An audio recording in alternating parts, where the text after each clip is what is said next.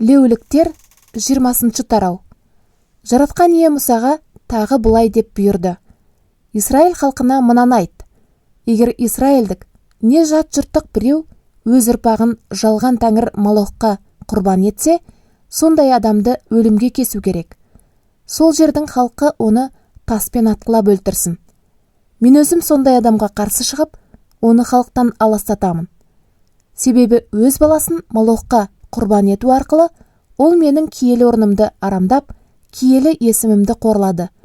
Егер біреу баласын Малохқа құрбан еткенмен, сол жердің халқы онысын көрмегенсіп, оған өлім жазасын тартқызбаса, онда мен сол адамның өзіне де, оның бүкіл әулетіне де қарсы шығамын.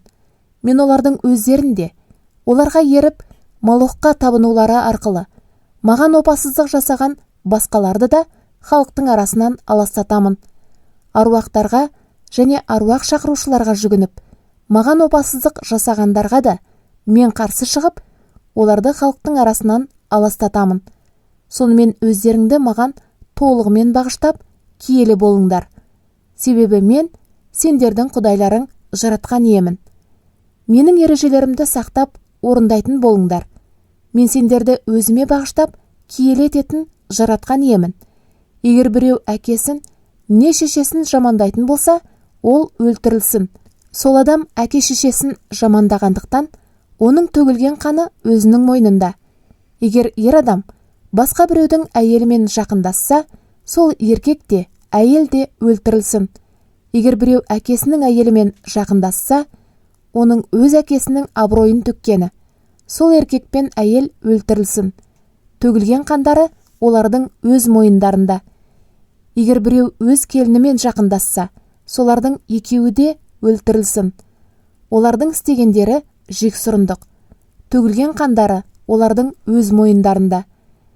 Егер ер адам басқа еркек пен әйел іспетті жақындасса, бұлардың жасағандары жексұрындық. Олар өлтірілсін. Төгілген қандары олардың өз мойындарында. Егер ер адам бір әйелмен және оның шешесімен жақындасса, бұл зұлымдық. Араларыңда ешбір зұлымдық болмау үшін, оның өзінде екі әйелінде өртеп құрту керек. Егер ер адам жануармен жақындасса, онда ол өлтірілсін. Сол жануарды да құртыңдар. Егер әйел адам бір жануармен жыныстық жақындасу мақсатымен әрекет жасаса, әйелдің өзі де, жануар да өлтірілсін. Төгілген қандары олардың өз мойындарында. Егер ер адам өз қарындасымен, не әпкесімен жақындасып, бір-бірінің жалаңаш тәндерін көретін болса, тіпті ол әкесінің, не шешесінің қызы, яғни өзімен тек жартылай ғана қандас болсын, бәрібір бұл масқара. Оларды халықтың көзінше құрту керек. Адам өзінің туған қарындасының, не әпкесінің абыройын төккендіктен, оның айыбы өз мойнында. Егер ер адам әйелмен оның айлық етеккірі келіп жүрген кезінде жақындасса, ол әйелдің етеккірінің көзін жалаңаштап, әйелдің өзі де оны ашты. Бұлардың екеуін де халықтың арасынан аластату керек. Шешеңнің әпке сіңірісімен, не әпкеңнің әпке қарындасымен еш жақындаспа. Бұл қандас туысыңның абыройын төккенің. Екеуіңнің айыптарың өз мойындарыңда болады.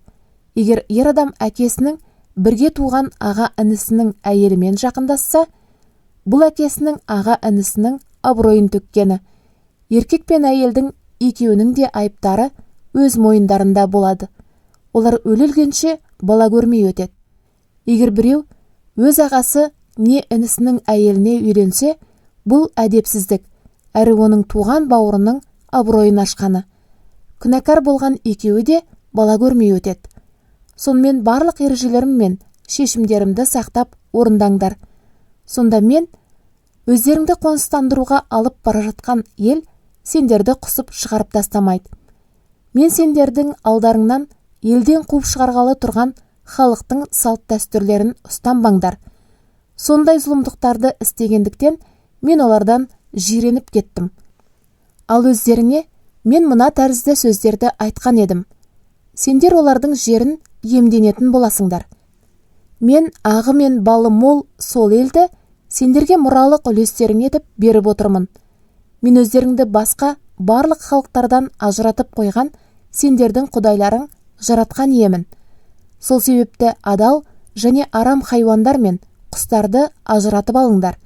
Мен арам, таза емес деп бөлектеген кез келген хайуан, құс, не бауырмен жорғалаушылармен өздеріңді арамдамаңдар.